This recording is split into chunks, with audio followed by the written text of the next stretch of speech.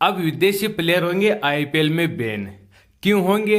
क्योंकि बीसीसीआई ने 31 जुलाई की मीटिंग हुई थी, जितनी भी आईपीएल में टीमें भाग लेती हैं उनके मालिकों के साथ, उनके ओनर के साथ, और उन्होंने साफ साफ ये बोल दिया जो विदेशी प्लेयर आते हैं ऑप्शन में अपना नाम दे देते हैं ऑप्शन के अंदर, और वहाँ पे नाम देने के बाद में अपना फैमिली रीजन या कहते हैं हम चोटी लोग हैं, कुछ ना कुछ रीजन देके और वो आते नहीं है तो उनको आधे पैसे मिल जाते हैं। और कुछ आते हैं वो 1 या 2 मैच खेलते हैं फिर वापस चले जाते हैं तो उनको पूरे पैसे मिल जाते हैं। तो आईपीएल के जितने भी मालिक हैं या जो टीमों के ओनर हैं उन्होंने बीसीसीआई को बोला है कि आप इस पे कुछ ना कुछ कानून ले गए या प्रतिबंध लगाइए, क्योंकि ऐसे तो आप आ जाते हो पैसे ले लेते हो। क्योंकि जो माल होता है ना, यानी जो क्रीम होती है प्लेयरों की, वहां पे आप मान लीजिए जो पिछले सीजन में हैरी ब्रूक को लिया था दिल्ली कैपिटल्स ने, हैरी ब्रूक नहीं है, उनको आधे पैसे मिल गए और उसकी वजह से दिल्ली कैपिटल्स टॉप 4 के अंदर नहीं जा पाए क्योंकि उन्होंने 4 नंबर के लिए हैरी ब्रूक को लिया था और उसका रिप्लेसमेंट भी उनको नहीं मिला। इतने पैसे में कौन सा रिप्लेसमेंट मिलेगा? क्योंकि जो आईपीएल ऑक्शन होता है उसमें जो रिप्लेसमेंट कौन सा प्लेयर होता है कि जो बिकता नहीं है वही होता। तो अगर वो पहले अगर बिक जाता तो उसकी वैल्यू पहले ज्यादा होती।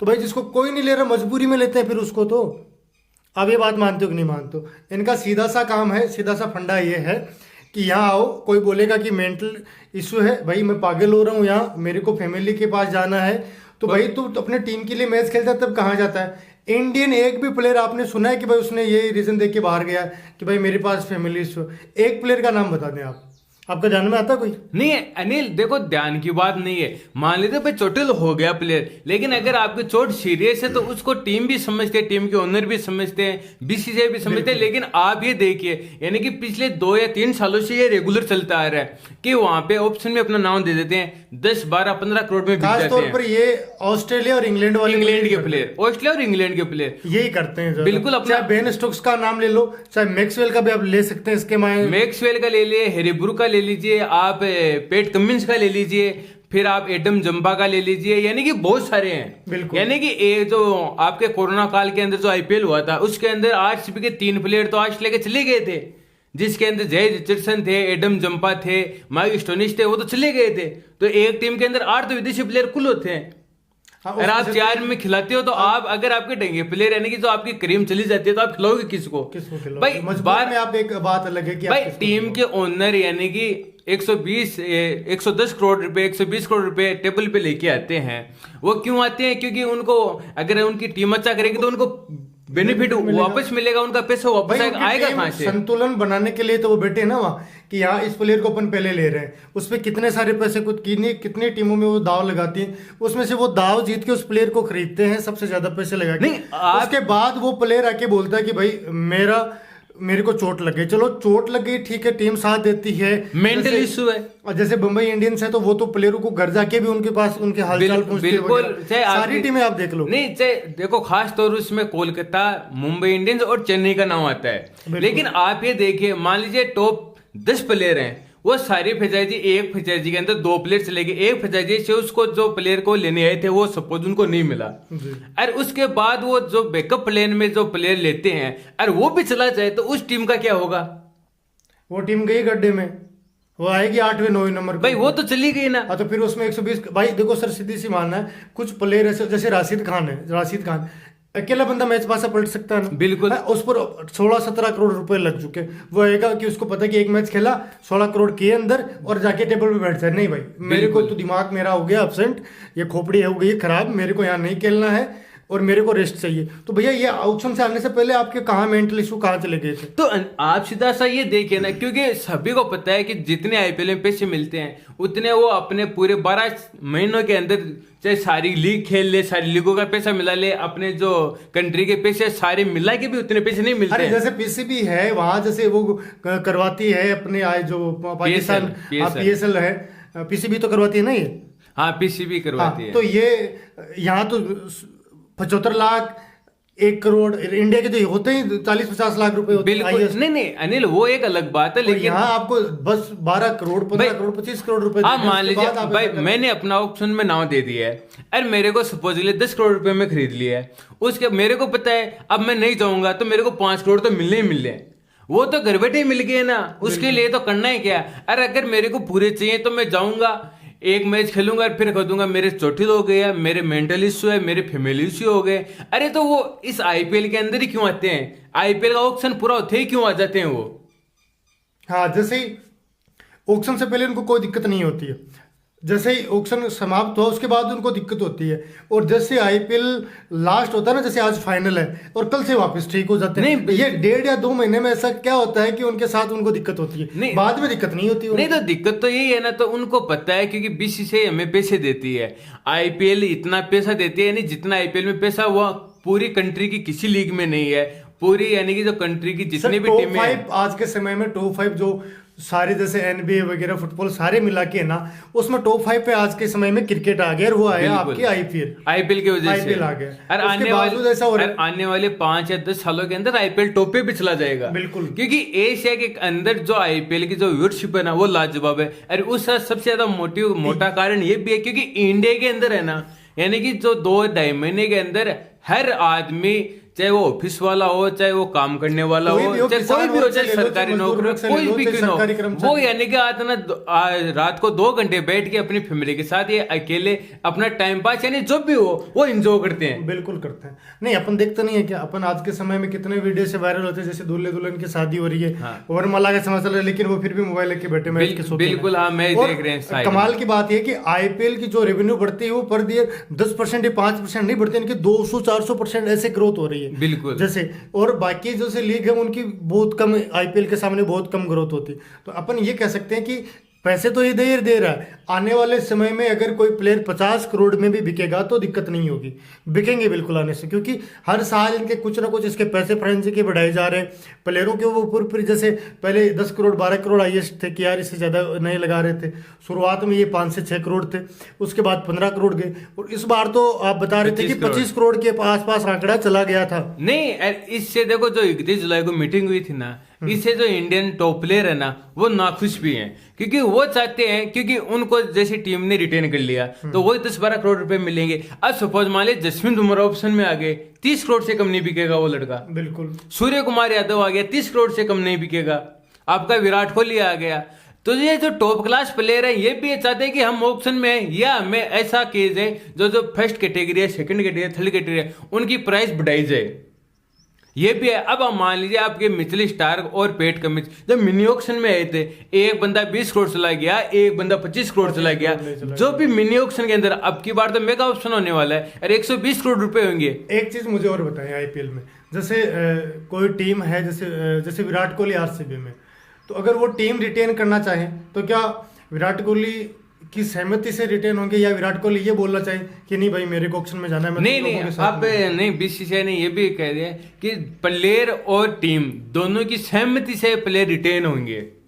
पहले ऐसा नहीं था क्या? पहले ऐसा नहीं था, क्योंकि टीमें रिटेन कर लेती थी। उसके अंदर पहले ये जरूर था, जैसे आप मान लीजिए एक्सचेंज करते हैं, ट्रेड करते हैं प्लेयर को, भाई एक दूसरे को करते हैं या पैसे देके चले भी जाते हैं। जैसे युजवेंद्र चहल, संजू सैमसन का नाम ले लो आप, है ना, उसको टीम ने 10 करोड़ में खरीदा, ठीक है। अगर वो आके राजस्थान रॉयल्स को बोले कि भाई मैं मेगा ऑप्शन में जाना चाहता हूं, हाँ भाई मैं तुम लोगों के साथ, पहले की बात कर रहा हूँ, इस साल नहीं पहले की, भाई मैं तुम लोगों के साथ नहीं खेलना चाहूंगा, टीम ने उसको रिटेन करने की सोच रही है, तो अगर टीम उसको रिटेन कर लेती तो क्या वो मेगा ऑप्शन में जा सकता है या नहीं जा सकता? नहीं, पहले नहीं जा सकता।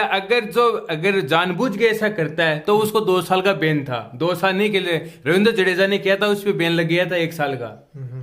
लेकिन अब उसमें चेंज कर दिया है। जैसे प्लेयर ट्रेड होते हैं तो ट्रेड में तो क्या है, एक ले लिया एक दे दिया, एक्सचेंज हो गया। लेकिन जैसे आप मान लीजिए आप गुजरात टाइटंस से हार्दिक पांड्या आ गए, अब उसके अंदर आप सभी को पता है, क्योंकि नहीं तो टीम ओनर खुश थे, कोई भी नहीं था, लेकिन हार्दिक पांड्या को अलग बताया जा रहा है कि 100 करोड़ रुपए तो अलग दिया, जो लीगल पैसे थे वो 15-16 करोड़ वो थे, 16 करोड़ के आसपास वो थे, है ना। तो उसके अंदर क्योंकि अब उसमें चेंज करते हैं कि ऐसे प्लेयर अपने आप नहीं आ सकते दूसरी टीमों के अंदर।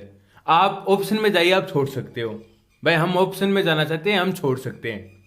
लेकिन ये नहीं हो सकता मैंने आपसे बात कर ली, अब आपके साथ मैं इतने देर खेलूंगा, अब उस टीम से मेरी बात होगी मैं उनसे साथ खेलूंगा, अरे वहां से सीधे आ जाएंगे, वो नहीं होगा।